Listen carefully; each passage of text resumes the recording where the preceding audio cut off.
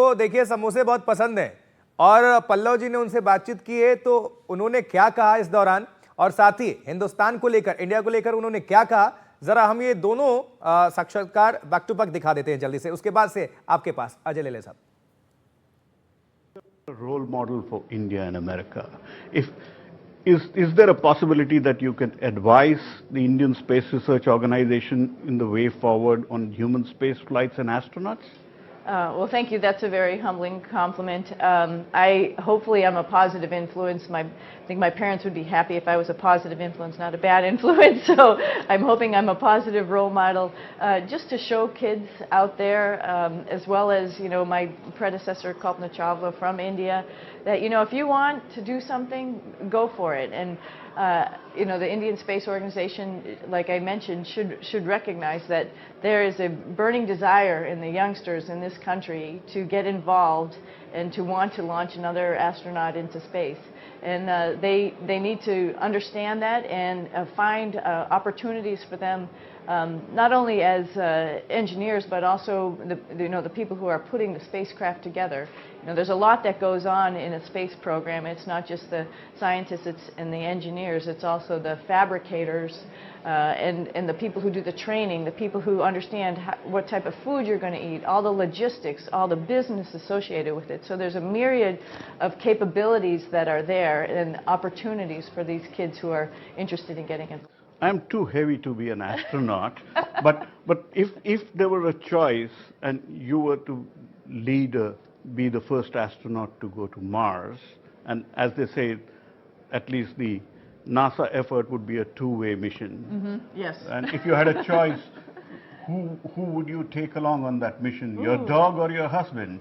Oh, wow, that's an interesting choice. My dog would age quicker, so I'm not sure that would be a good idea, but I might get into an argument with my husband, so I'm not sure. I'm still thinking about that. But you miss your dog more on your space flights than your husband, is that right? Well, yes and no. And I guess I like to argue, so I suppose I enjoy making that phone call to my husband, and so I can talk to him from space, from the International Space Station, and the dog you just can't actually talk to, so that's sort of. तो पल्लव जी हमारे साथ बगल में बैठे हुए हैं और Sunita Williams से बातचीत आपने सुनी, बहुत अच्छा एक इंटरव्यू था और इंडिया के लिए क्या सोच रखती हैं, मतलब हिंदुस्तान के लिए समोसे से लेकर अपने पेट डॉग, अपने हस्बैंड, पूरी फैमिली के बारे में उन्होंने बताया। अजय लेले साहब, ये सवाल मैं आपसे करता हूँ, क्योंकि क्या इसको समझे कि मस्क ने मौके पर चौका मार दिया, क्योंकि स्पेस एक्स के लिए भी एक बड़ी उपलब्धि बोइंग ने ले जाकर फंसा दिया और स्पेस एक्स वापस लेकर आया। तो ट्रंप ने मस्क से जो दोस्ती की, ट्रंप से मस्क की दोस्ती के बीच और डिपेंडेंट हो जाएगा नासा, इसको ऐसे भी समझ लें?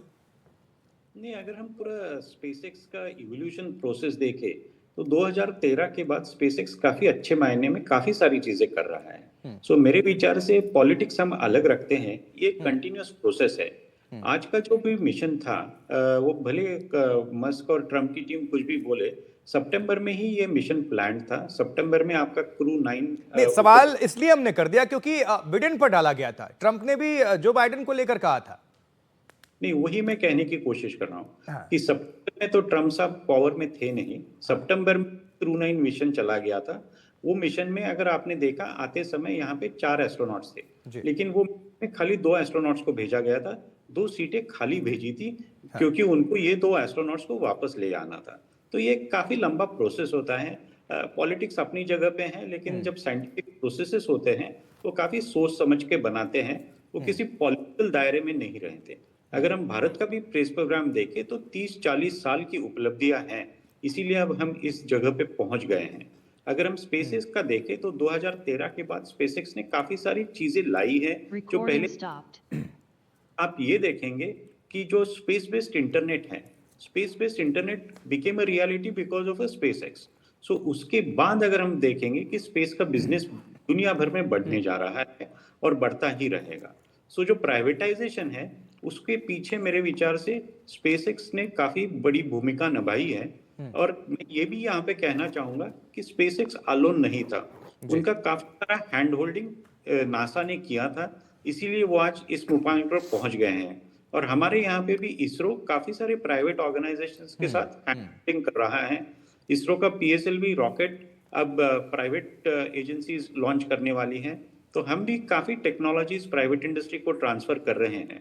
सो ये ऐसा नहीं होता कि खाली स्टेट कुछ काम कर सकता है या प्राइवेट इंडस्ट्री काम कर सकती है। काफी सालों से इसरो के लिए भी प्राइवेट इंडस्ट्रीज ने काफी सारा काम किया है। इसरो बेसिकली कॉन्सेंट्रेट करता है रॉकेट साइंस के ऊपर।